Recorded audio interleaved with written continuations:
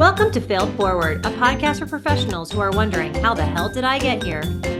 Join your host, Rachel Durkin, and me, Donna Miller, as we discuss the messy, bumpy, and often unattractive journey to success. After all, if it isn't hard to do, is it really worth doing?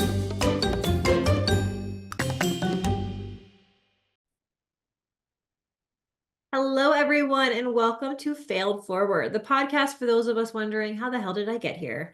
My name is Rachel Durkin. I'm with Paradigm Marketing and Design. We are a web marketing, branding, and sales enablement agency that specializes in working with clients with a complex sale. So if you have a professional service or a B2B marketplace or a nonprofit, and you require a human interaction to close a deal, we can help your sales team or your development team increase the number of qualified meetings they're having and improve their closing rate by building out a marketing to sales infrastructure, leveraging marketing automation. And I am joined every week by my lovely and talented co-host, Donna Miller. Donna, will you introduce yourself?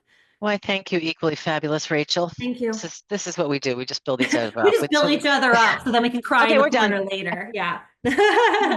So hello, everyone. I'm Donna Miller. I am Chief Visionary Officer and founder at C3 Workplace and Donna Miller Business Growth Consulting, where for the last 30 years, we've been helping companies to accelerate their growth by providing advisory and support services around finance, operations, and biz dev. We allow growing teams and businesses to work smarter by focusing on that which actually drives the business forward instead of getting stuck in the minutia. And our clients know that by bringing us in, we're going to build efficient, connected systems that they can execute on, or we can help them execute on. But really what it's about building the foundation to build a practice, a business, a company that can scale and run and grow without you involved in the day-to-day. And we didn't always get that right, which we always talk about on these episodes. And so we are joined today by Erin DeGeorge, who is a partner at DeTorres DeGeorge. So, Erin, tell us a little bit about yourself. Well, first, I want to say thank you for having me on. I'm really excited to be here. I am a huge fan of podcasts, so this is a big moment for me. I do. I listen to them every morning, and I run the gamut of what I listen to. So this is very exciting because This is my first one. So thank you for having me. Okay, so who am I? I am Erin DeGeorge. I am a senior partner at DeTorres DeGeorge Family Law. We are a boutique matrimonial family law practice, which means, matrimonial family law, what is that? That is divorce issues, custody issues, adoption. It runs the gamut. And so our office is in Clinton, New Jersey, which is Hunterdon County. That's our main office. And then we also have one in Morris County, New Jersey, in Florham Park. And my partner is Roseanne DeTorres, so we're owners of the business. And then we have an associate, and we have staff, paralegals, law practice manager. So there's 12 of us. So, Erin, you got your name on the door. You've got a successful business that I have had the pleasure of watching grow over the last 15 years. Did you just wake up one day and you're like, oh, I'm an amazing attorney? Like, what happened? No, not at all. I did not have a traditional route. I wasn't one of those kids that from the time I was little said, I want to be a lawyer. I'm going to go to college. I'm going to law school. And this is my plan. I always liked the law, but I had a little too much fun in college. I enjoyed myself. Is there such a thing? And I'll never forget, it was my senior year. And back then, that was what, early 90s, there was the Career Center. And I went to the Career Center and I thought to myself, what am I going to do? I'm graduating college. What am I going to do? And I remember seeing all these things about going to law school. And I'm like, God, that would be so incredible. But, I thought, I can't, first of all, at that point, I would have gotten in, not only because I had average grades, but they weren't stellar. And, I wasn't mature enough to handle the rigors of law school. And so I thought, oh, that would be great. That was like a pipe dream looking at that, And my mother had told me about a paralegal program. Because at the time, my mom is a nurse. She's now retired, but they were looking for nurses to become paralegals, to work in law firms and look at medical records and things like that. Oh. And I thought, oh, wow, that's the next best thing to being a lawyer. I can become a paralegal. So I had to go to, even though I was graduating college, I needed to get my paralegal certificate. So I could go at night to do my paralegal certificate, but what was I going to do during the day? And I thought, all right, well, I'm going to go work at a law firm. Let me apply to a law firm and see what happens. And so I applied and I got a receptionist position, one of those back then we all called it a guy gal Friday. Do you remember that? It was like, yes, I do. Right? You did a little bit of everything. And I loved it. It was at a family law, a boutique, small matrimonial practice. And I absolutely loved it. And I would go to school at night. I worked during the day and I absorbed and learned a lot. And I grew up. And then when the program was about a year, and one of the paralegals left, and the partner asked me if I would like to take the job, and I said absolutely. So I did that for about 4 years full time, loved it. And I really grew up in those 4 years, and so I said, I'm gonna try my hand at law school. And so I applied, and at that point I was so much more mature, right? And I had worked 9 to 5 for 4 years. So when I went to law school, what I would do is I would go on campus at 9 and I'd stay till 5, regardless of what time my classes were. And I would get all my work done, and I treated it like a work day, so that I would, I could then go home and do what I wanted to, exercise, do whatever. But, and that I think was really key to my success, because I got into a routine. I did what I had to do. And I actually did really, really well in law school. I mean, to the point my mother said, okay, who are you? What'd you do? So what was okay, so I'm hearing the physical, the practical journey. What was the confidence journey? Yeah, good question. Like, good question. You kept saying I matured, I grew up, but like, what I hear is in the beginning you were like, oh, I could never do that. I could never be a lawyer. I'll settle for a paralegal. Not there's anything wrong. I don't mean to settle that, but for you in your head, that was settling at the time. To I'm gonna crush this shit. Like what was the confidence journey? It's interesting because for a long time I had imposter syndrome. I didn't even know that was a thing. And then when I heard that phrase, I thought, oh my God, that's what I had. It took a really long time. I got to be honest with you. I think it was the people that I surrounded myself with, because I was in law school. The family law partner that I worked with really took me under her wing, and she really believed in me. And I think that was a huge help, a tremendous help. And so having that mentor having a mentor was a big deal. And then somebody else who believed in you. Yes. And then I was a law clerk for a judge in Morris County, which again, a great mentor. Judge Harper and also Judge Villanueva, and they both, believed in me. And so it's like, okay, I can do this. And then I was able, I got a job at a boutique family law practice. And it was just having those mentors just believe in me and say, you can do this. What are you talking about? Of course you can do this, and just making it happen.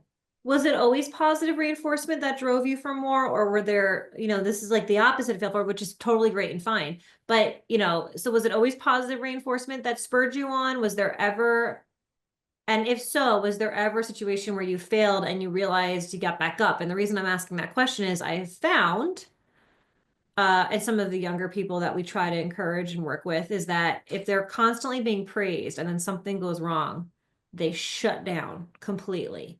And it's like, get up. So right. Like, did that ever happen to you? Like, give me an example. Absolutely. I'll never forget. I had to go for an oral argument on a temporary support hearing. And I was going up against opposing counsel was a real well-known bigwig in Jersey family law. And I was a wreck. I was an absolute wreck. And I got to be honest with you, he ran circles around me. ran circles around me, and I left there. I remember it was in Morristown, and I could walk to my office after from court. I cried the entire way back to the office. And I was embarrassed. And I had prepared. When I tell you I prepared so much, but I think just the anxiety of having this big name going against, and he, like I said, ran circles around me. And I just said, okay, I listened to the audio, what I did wrong. You listened to the Good for oh, you. that was Good for you, Erin. hard Good as for hell. you. Good for you. It was Good for awful. you. It was like hard. reliving the trauma, but I mean, that I give you so much. Yeah. I don't even like to listen to our podcast, Donna. I Me hate neither. My voice, I still say, I don't sound like me. Who is that? I'm like, no wonder my husband finds my voice so irritating. But anyway, sorry, Erin. Good for you. No, but and I just did that, and I just said, okay, there's really nothing I could do, right? I had to pick myself back up and move forward. And, you don't always, people always say, did you win? Did you, what happened in court? And in family law, it's difficult, right? Because nobody ever really wins. I know. Roseanne always says a good divorce is when both parties are equally unhappy, which is so true. Yeah. But there are times that are, especially if you're in a support hearing, how much money is somebody going to have to pay on a temporary basis? And, that can be a very big deal, right? So you just have to keep going and learn from your mistakes. But absolutely. I definitely had many things that I've learned from, without a doubt. So sorry, go ahead, Donna. Erin, what I think about is you work in such an emotionally charged area. And so you have to be technically good at what you do so that, you don't continually have someone running circles around you. But I would imagine that there's a big part of it too that has to be, how do you take care of you? Like, how do you, I would think you're at risk of absorbing. And so how do you stay in this space of this kind of emotionally charged area? How do you do that? Yeah, it's a very good question. It's difficult. It is definitely difficult at times, because it's really all I've ever done since I'm 22, right? So it's 30 years. And for me, it's exercise. I really enjoy exercising. I love Zumba. It's one of my favorite things.